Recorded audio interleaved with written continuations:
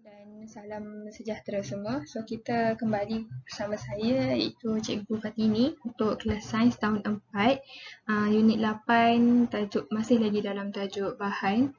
So untuk mana-mana yang join kelas Google Meet bersama saya, awak semua akan buatlah word wall bersama saya. Nanti saya akan bagi link dekat dalam grup WhatsApp tersebut. Bagi yang tak join, bolehlah tekan link grup WhatsApp yang saya bagi dekat dalam bolehlah tekan link word wall yang saya bagi dekat dalam grup WhatsApp, okey? Yang luar daripada anak murid saya, just cepatkan sajalah part ni, okey, untuk awak tengok lagi apa yang saya akan ajar.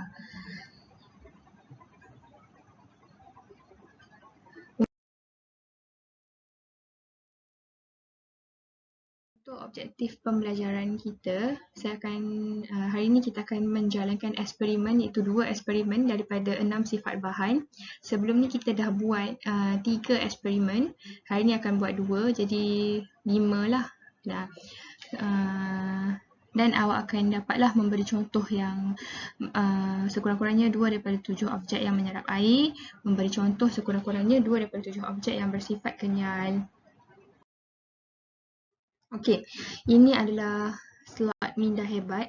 Awak yang tengok video saya ni boleh berfikir, apakah contoh objek yang menyerap air?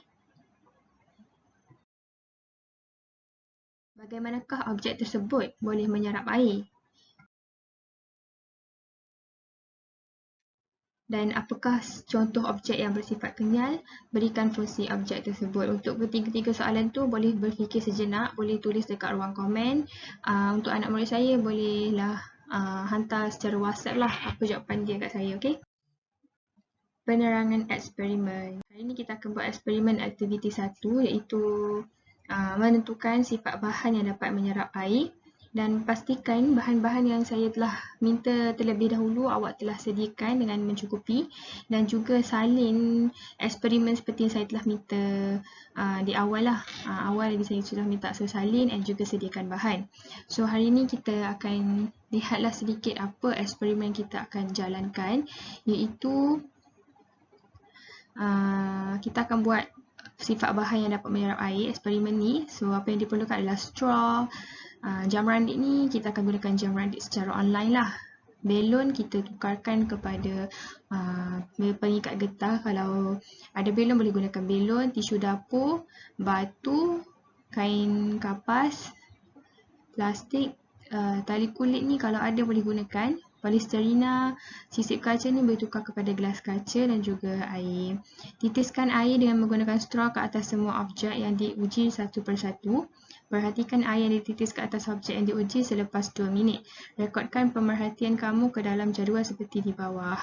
Titisan air kekal ada, titisan air tiada. Kalau yang ada, tanda right lah. Kalau yang tak ada, tanda dekat right yang dekat tak ada. Lepas tu tulis juga inference. Okay. Untuk eksperimen yang kedua, iaitu eksperimen aktiviti 6, kesurat 150. Hari ini untuk kita buat berkenaan dengan sifat kekenyalan bahan, iaitu untuk tali gelang getah, spring, sudu plastik, batang aiskrim, pensel, straw dan juga paku. Boleh sediakan bahan-bahan ini seperti yang saya telah bagilah di awal kan, awal-awal lagi. Dan cara-cara dia adalah pegang dan tarik belon dengan kedua-dua belah tangan. Maksudnya kalau awak guna belon lah. Kalau awak gunakan straw boleh buat dengan straw. Pegang dan tarik belon dengan kedua-dua belah tangan, kemudian lepaskannya semula.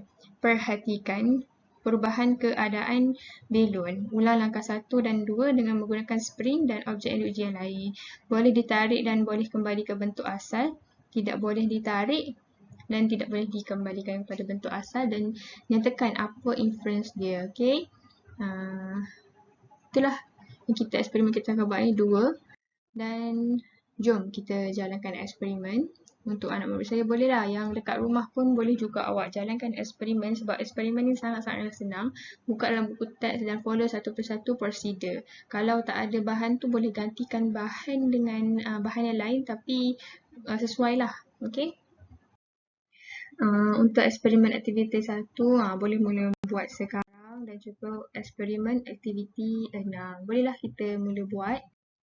Dan setelah itu, setelah awak buat eksperimen, Lengkapkan jadual pemerhatian dan inference. Siapkan soalan yang telah diberikan. Okey, untuk inference ni, macam mana nak buat inference? Saya dah bagi penerangan awal-awal hari tu, iaitu inference ni adalah mengapa ini terjadi. Contohnya kan, kalau untuk yang aktiviti 6 ni, kenapa balon boleh ditarik dan boleh kembali ke bentuk asal. Kenapa? Okey. Kalau untuk ni pula, kenapa balon mempunyai titisan air yang kekal? Jawapan kepada sebab jawapan yang saya tanya tadi, itulah inference. Okey. Siapkan soalan yang diberikan dekat dalam buku latihan sains. Pastikan awak salin semuanya. Kena salin sebab kalau awak tiba-tiba buat jadual sahaja atau buat soalan sahaja, awak takkan tahu apa eksperimen yang awak lakukan pada awal lagi. Daripada tujuan apa semua kan awak tak akan ingat. So, kenalah salin semua. Dan untuk ni pun saya akan bagi juga dekat dalam link group WhatsApp, link word wall yang kita akan gunakan. Untuk yang bukan anak murid saya, bolehlah cuba-cuba cari dekat word wall link-link yang awak boleh uji lagi kefahaman awak berkenaan dengan objek yang menyerap air dan juga kenyal. Okay, rumusan pada hari ini adalah sifat bahan yang menyerap air ialah bahan yang menyerap air menjadi basah apabila terkena air. Air akan diserap oleh bahan yang menyerap air apabila dititiskan ke atasnya. Untuk yang kedua, bahan yang tidak menyerap air disebut bahan kalis air dan air kekal ada pada bahan tersebut apabila dititiskan. Untuk yang kedua, iaitu sifat bahan yang kenyal.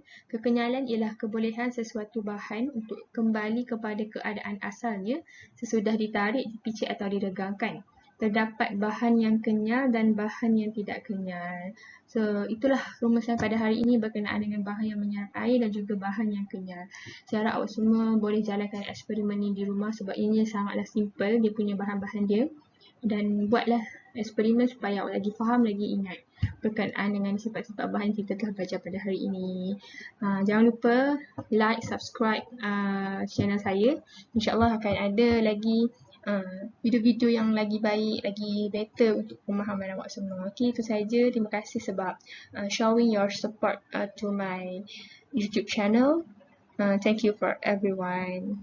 Harap semuanya dapat memberi manfaat lah